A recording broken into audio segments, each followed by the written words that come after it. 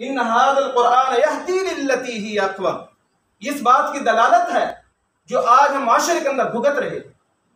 मेरी और आपकी और इस माशरे की पस्ती और तंज़ली इस बात पर है कि हमने इसको बिल्कुल छोड़ दिया, बस कुछ डाल दिया।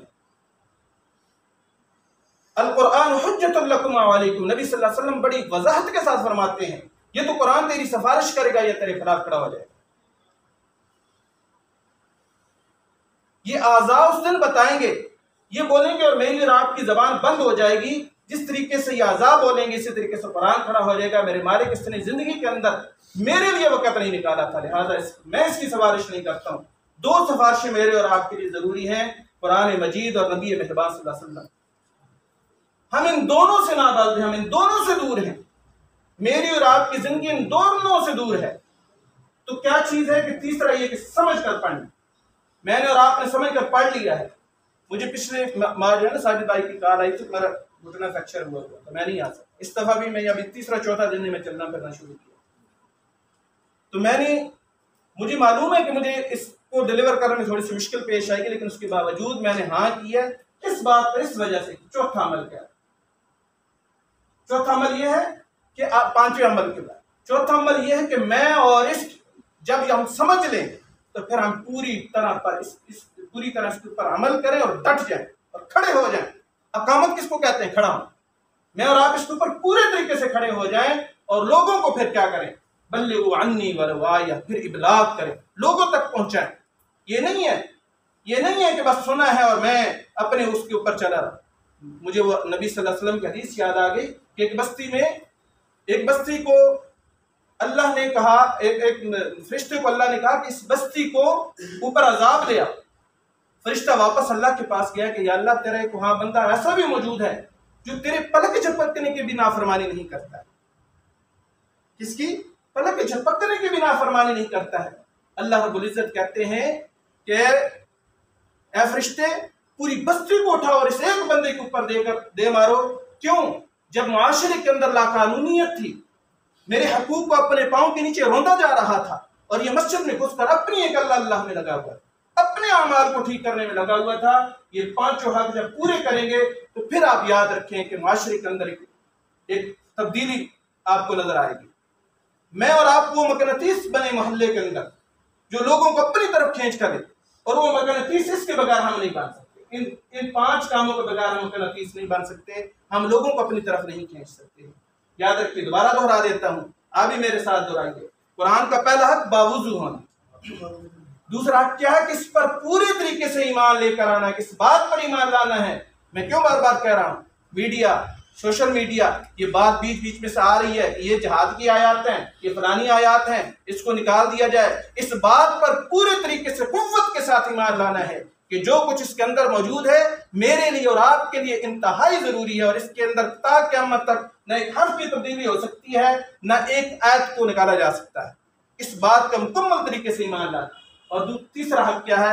इसको वरत्तिलिल कुरान तरतीला, कुरान को ठहर ठहर कर और अच्छी आवाज के साथ पढ़ना है। तीसरा हक तजवीद, बार बार कह रहा हूं कि तजवीद के साथ पढ़ना है। और उसके बाद क्या है जी? चौथा हक यह है कि इसके ऊपर अमल करना है, अकामत के साथ और हिकमत के साथ। खुद पहले अमल करना है और फिर हिकमत के साथ बल्लिगू अन्नी, इबलाग करना है, लोगों तक पहुंचाना है, चाहे वो एक आयत क्यों ना यहां से आप सीख कर जाए। मैंने आपसे पहले पूछा कि आधे घंटे के अंदर मुमकिन नहीं है कि हम कुरान के अंदर पूरे तरीके से कुरान समझ सकें, और ना मैं ये दावा करने आया हूं कि मैं आपको मुफ्ती और आलिम बना दूं। मैं सिर्फ इतनी बात करने आया हूं कि हम कुरान को दिलचस्प तरीके से और आसान तरीके से समझें। और सबसे पहले ये कि कुरान के अंदर हम वो चीज सिखाना चाहते हैं जो बार बार रिपीट हुआ है, रिपीटिशन अल्फाज है, हम उनको समझेंगे। और ऐसे सिर्फ यहाँ पे 125 है, वैसे 292 अल्फाज है जो 50% कुरान का अहाता करते हैं। याद रखिएगा। अरबी हम फिर इसके अंदर क्या करेंगे कि दिलचस्प अरबी ग्रामर, और अरबी ग्रामर के हमारे 14 सीगे हैं। हम 14 सीगे नहीं पढ़ेंगे, हम बिल्कुल 6 सीगे पढ़ेंगे जो हमें मदद देंगे सिर्फ कुरान समझने। मैं आपको अरबी का माहिर नहीं बनाने जा रहा। मैं इस बात पर, मैं और आप इस बात पर कोशिश करेंगे कि इसमें ये जो हमें अल्लाह अकबर करते हैं और उसके बाद हम उसके आगे खड़े होते हैं और हमारी 1.5 मिनट के अंदर नमाज खत्म हो जाती है। क्यों खत्म हो जाती है? हमें पता ही नहीं होता कि हम कर क्या रहे। जब हमें पता होगा कि हमने टेलीफोन कॉल मिला ली है किसके साथ? वहदहू ला शरीक के साथ, जो मेरा और आपका रब है। हमने उसके साथ 4 रकात की टेलीफोन कॉल मिला ली, उससे बातें करनी है, अब उससे मांगना है, अब वो मेरी तरफ पूरी तरीके से मुतवज्जे है। तो ये हम तब करेंगे जब हमें इस बात की समझ आ रही होगी कि सबसे आला और सबसे अजमत वाला रब के सामने हम खड़े, सुबहान रब्बियल अज़ीम, सुबहान रब्बियल आला।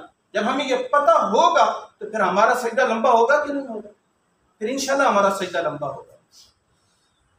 देखिए कुरान के अंदर तकरीबन अगर मदनी मसहफ लिया जाए जिसकी 15 लाइन, उन 15 लाइन के ऊपर तकरीबन 130-135 अल्फाज बनते हैं एक पेज के ऊपर।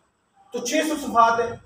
600 सफ़ात को आप अगर ज़रब दें 130 के साथ, तो तकरीबन 78,000 प्लस में कुरान के अल्फाज हैं। तो उसमें से जो बार बार कुरान के अंदर तकरार के साथ मौजूद हैं, वो जैसे रब है, अलीम है, हलीम है, यालमून है, तालमून है, हुआ फहुआ लहू, ये कुरान के अंदर तकरीबन 17,000 बार रिपीट हुए और पीछे 17,000 हमारे पास अल्फाज बचते हैं। उसमें से भी अगर हम बुनियादी ग्रामर सीख लें, जैसे एक हर्फ हमने सीखा फतहा, उस खोला, उसने खोला, ठीक है, यफ्तहू वो खोलता है, इफ्ताह खोलो, एक हर्फ सीखा तो हम कुरान के तकरीबन 4500 ऐसे अल्फाज सीखते हैं जो 50% जो है कुरान सीखने के लिए हमें मदद देता है, 50% कुरान का इहाता करता है। उसमें से भी हम 375 ऐसे अल्फाज इस पूरे दौर के अंदर सीखेंगे इंशाअल्लाह, जो हमें कुरान को समझने में इंतहाई मदद मिलेगी। और वो दिलचस्प बात यह है कि वो 375 अल्फाज कहाँ पाए जाते हैं? जो मैं और आप रूटीन में सुबह से लेकर रात तक वर्किंग करते हैं। वो कौन सी वर्किंग करते हैं? नमाज से शुरू करते हैं, हम वाशरूम जाने की, वाशरूम से आने की, इल्म में इजाफे की, इस तरह की दुआएं जो हम पढ़ते हैं, ये सारे 375 अल्फाज नमाज के अंदर, आखिरी चंद सूरतों के अंदर और मसनून दुआओं के अंदर पाए जाते हैं। जज़ाकुमुल्लाह।